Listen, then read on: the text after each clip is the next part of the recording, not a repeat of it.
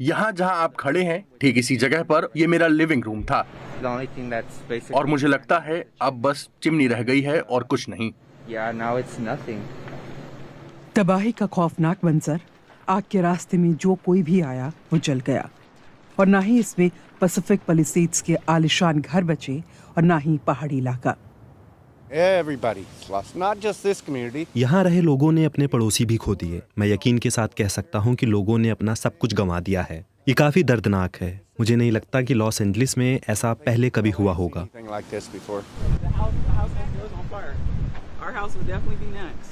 आग अभी भी लगी हुई है और अब और लोगों से कहा गया है कि वो अपने घरों को छोड़ दे।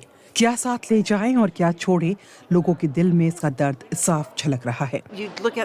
जो चीज आपके पास है उसे देखकर आप सोचेंगे कि ये मेरे पास हमेशा से थी, तो आप उसे एक बार के लिए छोड़ सकते हैं। पर कुछ तस्वीरें, चीजें जो आपके लिए कीमती हैं, जैसे कि एक छोटी सी गुड़िया जो मेरे पिता मेरे लिए लाए थे, उन्हें छोड़ना तकलीफ देता है। दक्षिण कैलिफोर्निया में जंगलों में आग लगती रहती है, पर इस तरह की नहीं। जनवरी में बारिश होनी थी पर जमीन सूखी पड़ी है। पैलिसेड्स जहां मंगलवार को आग शुरू हुई, वो लॉस एंजलिस के इतिहास की सबसे तबाही मचाने वाली आग बन गई। तूफानी हवाओं ने लपटों को फैला दिया। कुछ लोग अपने घरों को बचाने के लिए जी जान से कोशिश कर रहे थे। मैं जानता हूँ ये काफी बेतुका लग सकता है, लेकिन अगर मैं अपने घर की एक लकड़ी भी बचा पाऊँ तो मैं इसके लिए हर जोखिम उठाने के लिए तैयार हूँ। पैसिफिक पैलिसेड का मुख्य इलाका लगभग खत्म हो गया है। यहाँ सेलिब्रिटीज जैसे टॉम हैंक्स, बेन अफ्लेक और रीस विदरस्पून का घर भी है, पर अब सब वीरान है। अमेरिकी उपराष्ट्रपति कमला हैरिस का घर भी प्रभावित हुआ है। यहाँ रह रहे लोग अब किसके लिए वापस आएंगे ये कोई नहीं जानता। सब ठीक हो जाएगा, मैं हिम्मत वाला हूँ। हालांकि मैं 91 साल का हूँ, लेकिन मैं फिर से शुरू करूँगा। पानी की सप्लाई कम है, बिजली की सप्लाई पर भी असर पड़ा है और करीब 15 लाख लोग प्रभावित हुए हैं। हम ऊपर गए और हमें विश्वास नहीं हुआ। मेरे पास शब्द नहीं हैं। मैं आपको बता भी नहीं सकती कि वहाँ क्या हो रहा है। मैं बहुत भारी महसूस कर रही हूँ, पर यह कहना चाहूँगी कि आर्थिक मदद के साथ साथ राहत कर्मी यहाँ मौजूद हैं और हम अपनी लड़ाई जारी रखेंगे। पर मदद के वादे डर को खत्म नहीं कर सकते। वैज्ञानिकों ने चेतावनी दी है कि इस इलाके के जंगलों में लगी आग का दायरा अब बढ़ रहा है। अब ये बेकाबू से हो गई है और इसके लिए जिम्मेदार है जलवायु परिवर्तन। यहाँ के बाशिंदे दूर नजर आ रही रोशनी को देख रहे हैं और सोच रहे हैं कि आने वाले घंटों में क्या होगा। बीबीसी संवाददाता हेलेना हम्फ्री की रिपोर्ट।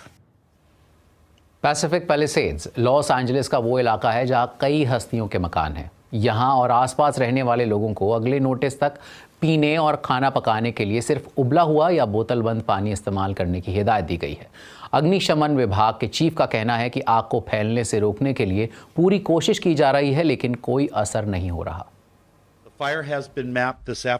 ये आग इस दोपहर 10,600 एकड़ में फैल चुकी है और ये अब भी बढ़ती जा रही है।